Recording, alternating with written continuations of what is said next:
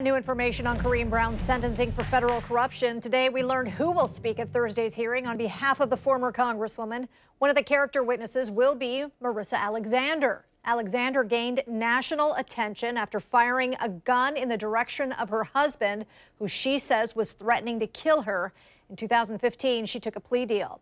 The next 2 days are crucial for Brown and her criminal co-conspirators. They include her former chief of staff, Ronnie Simmons, and Carla Wiley, the director of the fake charity. Prosecutors say Brown used that charity to fund her lavish lifestyle. Now, News4Jax first told you Sunday the judge will not announce any punishments this week. Instead, he'll take 2 weeks to make a decision. I-Team investigator Lindsay Gardner joins us now. How many people are expected to testify on Brown's behalf, Lindsay? Stacey, I've confirmed with Brown's defense team they may call as many as 22 character witnesses, but don't expect any national headliners. It seems many of them have deserted Brown since her convictions. The I-Team broke the news today that Marissa Alexander, who lost a high-profile stand your ground case in Jacksonville, will take the stand to testify in favor of Corrine Brown on Thursday. The former Congresswoman went to rallies in support of freeing Alexander. The fact is, if there was a stand your ground case, it's this one. And clashed with then State Attorney Angela Corey over her prosecution of the case in 2012. 5 years later, Alexander is now a free woman, and it's Corrine Brown's freedom that's in question. At her sentencing hearing, prosecutors will announce how much prison time they want for the embattled former legislator convicted of 18 counts of fraud and conspiracy tied to a fake children's charity and an $800,000 slush fund. A court officer has recommended 7 to 9 years in prison for Brown.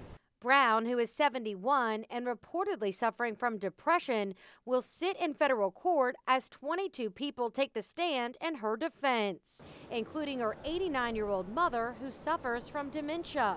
Also on the list, sitting U.S. Representative Sheila Jackson Lee, who represents Houston, Texas. She'll participate via telephone. Rudolph McKissick Sr., the retired pastor of Brown's church, Bethel Baptist, will also speak, along with 3 other religious leaders from Jacksonville to Orlando. 2 former congressional staffers for Brown will also testify to her character, as well as retired Marine Corps Colonel Lynn Loving and 11 other supporters, including Dr. Gasper Lazara.